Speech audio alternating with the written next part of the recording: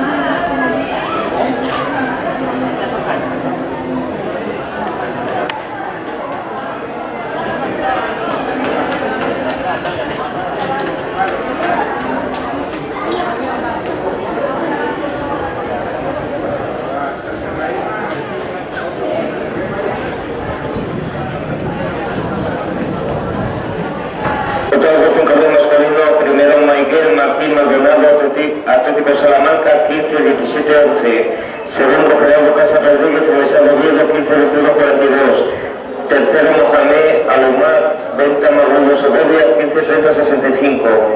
Cuarto, Adrián Iglesias Rodrigo, recta final 15-32-40. Quinto, Adrián Silva Gutiérrez, Universidad de Oviedo 15-36-30. Sexto, Dionisio Martínez Fernández, recta final 15-40-53. Séptimo, Julio César Álvarez, Universidad de Oviedo 15-40-42-43. Octavo, Arturo Pito Díaz, recta final Toscaz 16-10-50. Noveno, Juan Carlos Rodríguez García, Peruña Punto de Deporte 16-22-06. Décimo, Mario Martín Cabos, Atletismo San Antonio 16-38-03. Undécimo, Jesús